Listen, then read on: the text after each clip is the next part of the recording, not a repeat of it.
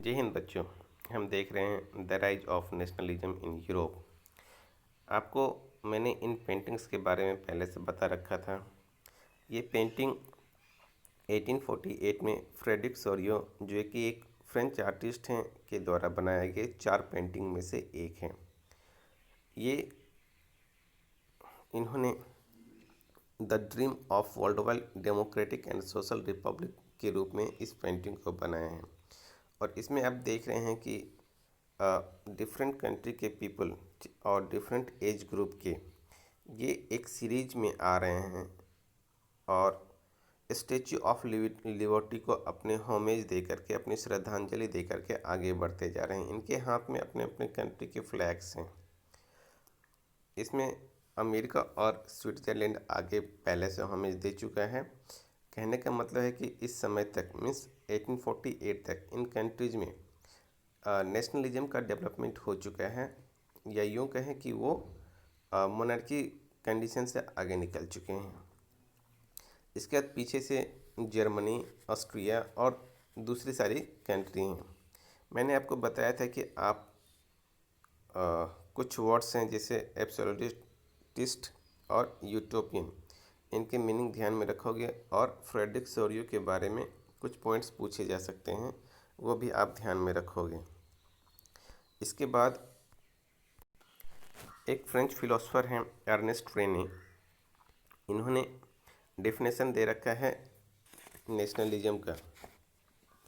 इनके अनुसार से कोई nation formed by a common language, race और रिलीजन और टेरिटरी से नहीं बना होता है। नेशन क्या है? यह एक कल्मिनेशन है, मीन्स समुच्चय है, प्रकाष्ठा है, एक लेवल है वो, of a long past of endeavours, means एक कोशिश है ये, सेक्रीफाइस एंड डिवोशन का। A heroic past, great means glory, that is the social capital upon which one basis of nation ideal. To have common glory in past means उसकी एक common glory है, means गौरवपूर्ण इतिहास है, गौरवपूर्ण present होगा और कॉमन ही फ्यूचर भी होगा। ऐसी कंडीशन में एक नेशन ग्रो करता है। ये डेफिनेशन है फ्रेडरिक सोरियो की। इस तरीके से बात आती है नेशनलिज्म की। तो नेशनलिज्म को हमने बताया था कि यह एक पैट्रियोटिक फीलिंग है अपने राष्ट्र को लेकर के, जिनका एक जो यहाँ पे लोग रहते हैं या जो इनसे जुड़े हुए हैं, उनका एक कॉमन ग्लोरियस हिस्ट्री है, कॉमन प्रेजेंट और कॉमन फ्यूचर भी होगा। इसी के साथ साथ यहाँ पे नेशन स्टेट का भी कंसेप्ट ग्रो होने लगता है। नेशन स्टेट एक्चुअली जो यूरोप में छोटे छोटे कंट्रीज़ थे उन्हें मिला करके या फिर एक डिफाइंड कंट्री बनाए गए, जिनकी एक सॉवरेन, उनके पास सॉवरेनिटी हो, एक कॉमन उनकी आइडेंटिटी हो और एक डिफाइंड बाउंड्री हो। ऐसी कंट्री के लिए नेशन स्टेट वर्ड का यूज किया गया है। हमने क्लास 9th में देखा है फ्रेंच रिवॉल्यूशन, वो कब हुआ था? 1789 में। और France was the first country where nationalism grown. France पहला देश था जहां नेशनलिज्म की बात ग्रो करती है और मोनार्कियल सिस्टम ऑफ गवर्नमेंट को हटा करके जो पॉलिटिकल पावर है वो लोगों के हाथ में दे दी जाती है।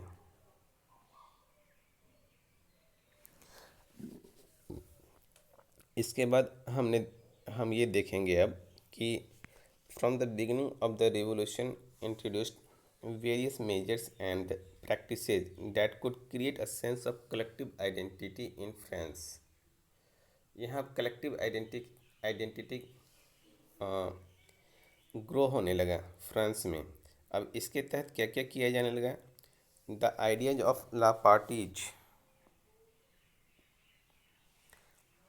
अर्थात द फादरलैंड का कंसेप्ट डेवलप हुआ। उसके बाद द सेटियन, द सिटीजन का कंसेप्ट डेवलप हुआ। उसके बाद नेशन को united community enjoy equal rights under a constitution, वहाँ पे कॉन्स्टिट्यूशन फॉर्म किया गया है जहाँ पे लोग इक्वल राइट्स को इंजॉय कर रहे थे। देन अ फ्रेंच फ्लैग, जो पहले का फ्लैग था उस फ्लैग को हटा करके फ्रेंच फ्लैग को एक्सेप्ट किया गया।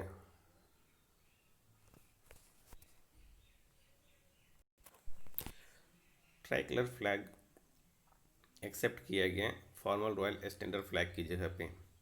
इसके बाद जो किंग के अंदर स्टेट जनरल थे उनकी जगह पे एक्टिव सिटीजन के द्वारा नेशनल असेंबली बनाया गया। उसके बाद न्यू हाइम्स मीन्स गीत कंपोज किए, राष्ट्रगीत कंपोज किए, ओथ लिए गए। जो वीर योद्धा थे उनको श्रद्धांजलि दी गई।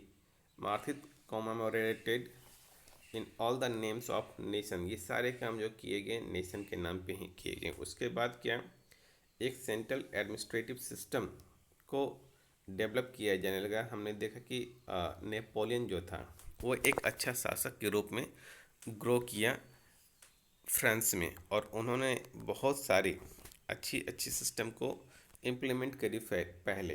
बाद में जा कर के उनका सिस्टम जरा सा बेकार सा हो गया।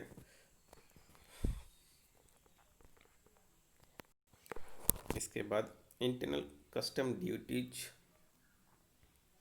एंड ड्यूज वेयर एबोलिश, बहुत सारे जो कस्टम ड्यूटीज एक कंट्री के अंदर आने जाने के लिए पहले लगा रखा था उसको हटा करके एक कॉमन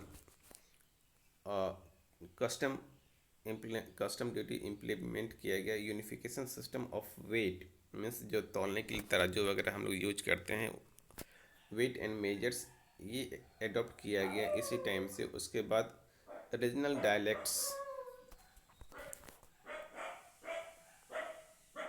जो लोकल बोलियां थी उनकी जगह पे जो है फ्रेंच लैंग्वेज जो कि पेरिस में बोली जाती थी उसको प्रमोट किया जाने लगा। इस तरीके से फ्रांस में क्या है, कॉमन आइडेंटिटी ग्रो किया।